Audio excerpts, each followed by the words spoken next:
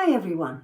Who said 1 hour of right down love is worth an age of dully living on? Who was a spy? Who was one of the first women to earn her living by writing? Who was a confidant and friend of lords and ladies and writers and the odd monarch? And who came from very ordinary beginnings? Her name was Aphra Beyn, B-H-E-N, and she lived in the 17th century, and she was one of the greatest playwrights of the 17th century. She was born in about 1640, and her early life is really rather shrouded in mystery, basically because there's about 5 or 6 different versions of what it was. Now, it is thought that she was born in Kent, possibly Canterbury, and of the possible parents that one could attribute to her, this is the couple that I think are probably the most likely. It was a barber called Bartholomew Johnson and his wife Elizabeth Denham, who was a wet nurse. Now, a wet nurse was a woman who had recently had a baby, and aristocratic women did not want to feed their babies themselves, so they would hand over their babies to wet nurses, whose job was basically to look after the aristocratic lady's baby and feed it with her own milk. So that was a wet nurse, and I think it's not really a very professional or high-class job, although being a barber is of course a skilled job, and being a wet nurse, I imagine, was pretty skilled job. But Aphra came from these beginnings, certainly not aristocratic or middle class beginnings. She first comes into our notice around 1660, when Bartholomew Johnson took a ship to a small English colony called Willoughbyland, and he took his wife and children with him. Now, Aphra went with them, which to me suggests that probably she was one of his children. Now, unfortunately, Bartholomew died during the course of the voyage, and so his family arrived at this English colony called Willoughbyland and stayed several months there before they managed to come back to the UK. Well, it wasn't the UK then, it was England, they would have thought of it. Now, the Willoughbyland was a colony which was owned, not really owned, taken, conquered by the British. It shortly afterwards was swapped with the Dutch, and it became Suriname. And in return for Suriname, the British got New York. So not a bad deal really. But Suriname was a very, very beautiful island. Unfortunately, some of the people living on Suriname were enslaved, and Aphra will have seen this in operation, and it certainly influenced her in later works. She actually writes of what it was like in Willoughbyland, and she says it was a place of eternal spring where the blissfully warm air was fragrant with a sense of oranges, lemons, figs, nutmeg and noble aromatics. So it sounds absolutely beautiful. She also, during the course of her stay there, is said to have met an African slave leader. And it is said that she based her novel Orinoco on his life. And this novel, which was written later in her life, was her masterpiece. And it certainly was hailed as being one of the first abolitionist novels that there were, because it exposed the evils of enslavement. Now, it's also said that she may have spied for a while when she was in Willoughbyland, although this is just a supposition. I can't see anything else about that. Around 1666, she was actually back in England, and she was attached to the court. She had come back and she had married, and it was a merchant called Johann Beyn, who was probably Dutch or German, but they didn't stay together for very long. Either he died or they separated, because certainly by the time she was at the court, she was single, and though she was calling herself Mrs. Beyn, that was her professional name. How did an ordinary girl get to become attached to the court?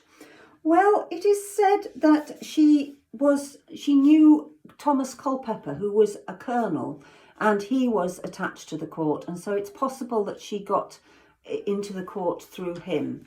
Now, the court was the court of Charles II. He was the king who had returned to the throne in 1660, just a few years before. His father, Charles I, was the king who was executed by the parliamentarians at the end of the Civil War, a mere 15 years ago before this happened. So it wasn't that long ago. There was then the time when Parliament were in charge of the country, and it was a fairly austere reign by Parliament, although there were obviously many ideas about equality and movements towards a more equal and fair society. However, it was also a Puritan society, and so jollifications and romps and fun were rather low on the agenda. So when Charles II came back in 1660, what happened was an explosion of joy and also licentiousness, promiscuity. It's quite likely that it wasn't the everyday people, but in terms of the court and parts of London, it was a society where anything went, where people had sex with other people without restraint, where the king, although he didn't have any children with his wife, had many, many mistresses. And indeed, many of the British aristocratic families date their earldoms and dukedoms back to a bastard of Charles II, because he certainly spread his seed. Excuse my language, but talking about this era, you can't really do anything else. Now, in this court, she obviously came to know Charles II, because in 1666, she was recruited as a spy for Charles II. To explain this, in 1665, a war had broken out between the British and the Dutch. These were the two preeminent naval powers of the day, and they were at war. Now, Aphra was recruited by Charles II to go to Antwerp and to spy for him. Now, it was something where she was expected to go and get to know some of the British exiles who were living in the Netherlands, and also some to try and find out some of the thinking that was going on in the Dutch government. She was asked to turn a man called William Scott, who was spying for the Dutch, and she was asked to make him into a double agent so that he would also spy for the English and report back to the king. But it is thought that he didn't do this, and it is thought that actually he reported her to the Dutch. Fortunately, she wasn't caught up with by the Dutch. One thing you have to remember is that this was a really, really febrile time. It was exciting, it was dangerous. A lot of the people who'd been involved in the parliamentarian side had left England when the king was restored, and they were living in places like the Netherlands, and they were plotting to overthrow the king. So there was this feeling, the king had only been back on the throne for 5 or 6 years. There was a feeling that the same thing could happen to him as happened to his father. It was a dangerous time. And so he sent Aphra out to check up on some of the plotters, to find out what was in their minds, what they were planning, and also, you know, what the Dutch government were planning, because they were very much feared. Now, Aphra actually, as I say, she wasn't captured by the Dutch. She did okay, but she had to pawn her jewellery in order to get back to the UK. Why was this? Well, the reason was that she wasn't getting paid. Charles II neither paid her expenses nor any salary. So she was left very, very poor. And she had to pawn her jewellery to buy a passage back to the UK, where she spent about a year trying to get Charles II to pay her. And as far as we know, he didn't, because there's no record of him paying her. So what did Aphra do? Well, she had previously written poetry, and she had obviously been a writer. But she decided that in order to make money, she had to write for the stage. So she started to write plays.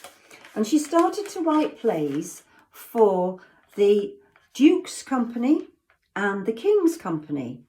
They were both the Duke and the King sponsored different theatre companies in London. And it was an enormously popular form of entertainment. It had been banned, but now women were allowed on the stage. And the sexual adventures in the plays were very, very lewd and not in the slightest bit modest. And so it was an enormously popular field of endeavour. Now, she started off and she wrote two plays that were incredibly successful. One was The Forced Marriage, and the other one was The Amazing Prince. The Amorous Prince. Couldn't read my writing. It was The Amorous Prince. And these were runaway successes. I mean, you know, think the latest film, think the latest James Bond film, and people queuing up at the cinemas in the days when we could. These were hits like this. She was the most prolific playwright in those times, the 1670s and 80s, apart from John Dryden. So she was up there near the top. Now, politically, she wasn't what a lot of us would have sympathised with. At this time, two political parties were formed. One were the Tories, one were the Whigs. Now, you might ask, well, was she, you know, what did they stand for? I mean, some people will realise that the Tories are the ancestors of today's Tories Conservatives, and the Whigs are the ancestors of today's Liberals and then Liberal Democrats. But in those days, the division was a bit different. The Tories were those who supported the King, quite understandably, and they supported the King's heir being the Duke of York, James, who was a Catholic. Now, this was a very troubling thing for many, many people, because going back 100 years to the Tudors, there had been instances of persecution by a Catholic monarch, and the law had been changed to make sure that there could not be a Catholic king or queen, because the king or queen had to be the leader of the Church of England. And there was also the feeling that we are a Protestant nation. We do not want a Catholic in charge. So the Tories were the ones that said, no, he's the king's heir, he's the king's brother, he's going to be the heir. And we will work with him.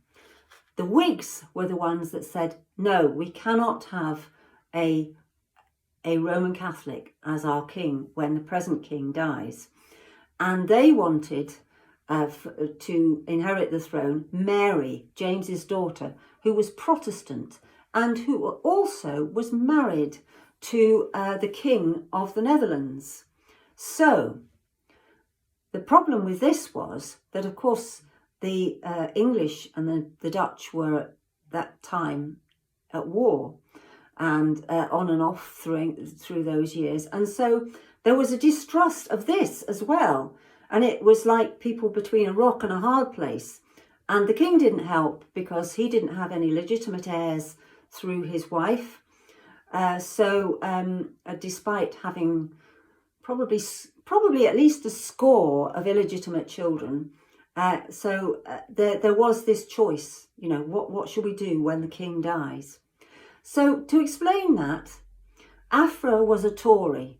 She supported the present king and she supported James, the Duke of York, who was the heir to the throne. Many of her plays were written from a point of view supporting this segment of the political life.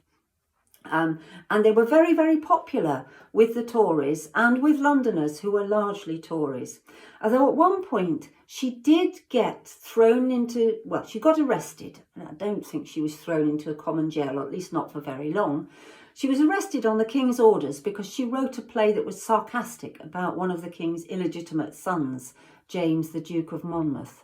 So she wasn't entirely towing the government line. And if you think about it, they'd not treated her that well because they hadn't paid her bill. Anyway, she had some successes as a writer. But then her third play didn't work out very well. It was called The Dutch Lover. And it wasn't a success. It wasn't a success with the public. And then she disappeared for 3 years. And often with women in these times, they do disappear because they don't have that contact with officialdom that men do. And so if they're not in the public sphere, then it's as if they don't exist. And this is what happened with Aphra. It has been suggested that she was spying again, and maybe she was, because one thing I'm certain of is that she was someone who would turn her hand to anything that if she needed to keep herself going. She supported herself all through her life. She did not depend on a man throughout her life for support. Now, after 3 years, she came back to writing for the stage, and she wrote a series of comic plays which were very successful and brought in some money. During this time, she was part of a literary circle. She was great friends with John Dryden, who was the other major playwright of the time. She knew Lord Rochester, who was part of the court and who was a libertine, as they call it, who was somebody who had no sexual morals whatsoever. And of course, the plays that she wrote echoed this.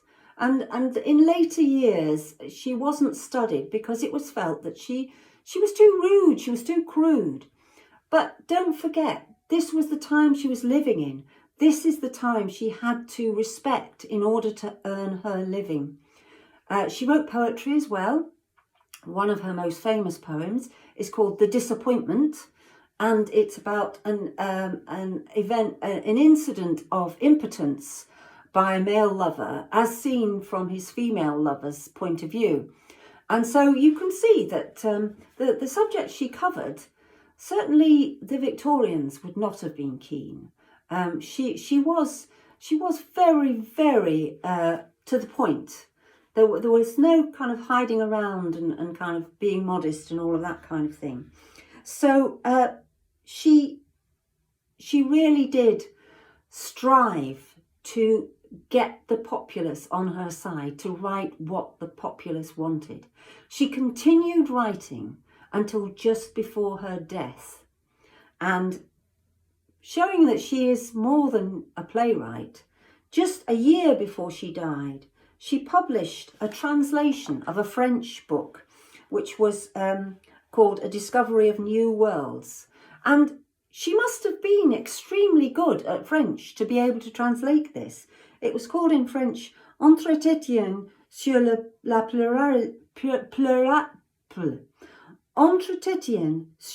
pluralité des mondes. And it was by Bernard Bouvier de Fontenelle. And she wrote a translation of it and published it a year before her death. She continued to write, though she, in her last years, I guess the arthritis meant she could barely hold a pen. So she had to continue to write to support herself. During this time, she did have a relationship. She had a relationship with a man called John Hoyle, who was bisexual, and he was a lawyer, and it is said that he was the love of her life. He was obviously not the kind of man you'd take home to meet your mum, because prior to her meeting him, He'd been charged a couple of times with offences like brawling, and he also, as though he got off because there wasn't enough evidence. And also after she died, he was actually imprisoned for being in a fight. So he wasn't your typical English gentleman. You know, I don't know what lawyers are like now, but certainly he was quite different to one's picture of a lawyer. Aphra died on the 16th of April, 1689, and she was buried in Westminster Abbey, not in Poets' Corner though, which is surprising. So her epitaph, which was written by her lover, is, "Here lies proof that wit can never be defence enough against mortality." So wit can never be defence enough against mortality. So even the cleverest and the most witty of us will succumb to our own mortality. And it is said that that epitaph was written by John Hoyle, her lover. I hope it was. I hope it was. Now, other people have commented on Aphra Beyn, and Virginia Woolf, the famous poet and writer, said of her, "All women together ought to let flowers fall upon the tomb of Aphra Beyn, which is most scandalously, but rather appropriately, in Westminster Abbey, for it was she who earned them the right to speak their minds." So she was really the first woman writer to pay her own way, to make her way in a world of men, and she fought for the right to say what she wanted to say, despite the fact of it not always meeting the needs of the establishment. The novel she wrote, which I mentioned at the beginning, Orinoco, was, as I said, the story of an African slave king, and it was said to be the first abolitionist novel ever written. She was a great advocate for women being able to speak their minds, to work in a man's world. And I'll end with one final quote from her. And that is, and excuse me, we've got a little visitor here. That is, "Who is it that to a woman's beauty would submit, and yet refuse the fetter of their wit?" So she was one of us, I think. She was one of us. And maybe next time I'm in London, I'll go and visit her too. Bye-bye for now, everybody. Thanks for listening.